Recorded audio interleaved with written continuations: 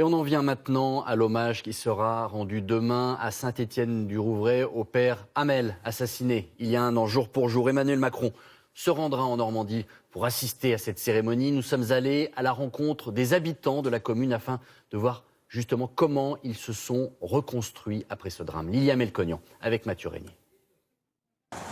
Il était maire de Saint-Étienne-du-Rouvray au moment de l'attentat.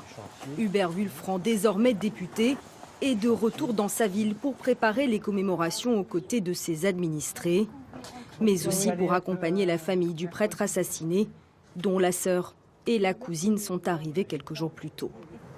Madame Hamel. Bonjour monsieur Wulfranc. Ouais, je ne sais pas par quel miracle, mais ça va.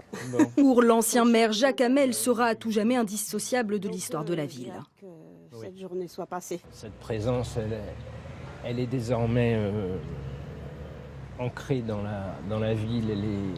Elle marque non seulement les esprits, bien sûr, elle marque la chair, le physique. Quelque part, j'attends toujours sa présence, qu'il revienne. Eux aussi garderont toujours en mémoire le souvenir de leur prêtre. Ils étaient dans l'église au moment de l'attentat. D'une manière ou d'une autre. Il est là aujourd'hui, tout de suite. Là. Il est avec nous. Hein. Faut pas se faire d'illusions. Dans notre esprit. Le reste, Dieu seul le sait. Malgré les cheveux blancs, faut pas oublier de se dire je t'aime. Et ça, évidemment, on y pense encore un peu plus depuis le mois de juillet. Comme eux, les habitants de la ville sont encore traumatisés par la violence de l'attaque. Pour beaucoup, le père Hamel était leur prêtre. Baptême, mariage, communion, il était là à chaque étape de leur vie. Faut pas oublier quand même. Faut pas oublier. Même les enfants, ils en ont peur encore quand ils passent à côté de l'église. Pour moi, c'est une date vraiment importante. Faut pas l'oublier. Ça nous touche. Quelques heures après l'attentat, les croyants musulmans s'étaient mobilisés pour soutenir les catholiques et dénoncer l'attaque. Un an plus tard, les responsables des deux communautés continuent d'entretenir le dialogue et les initiatives communes.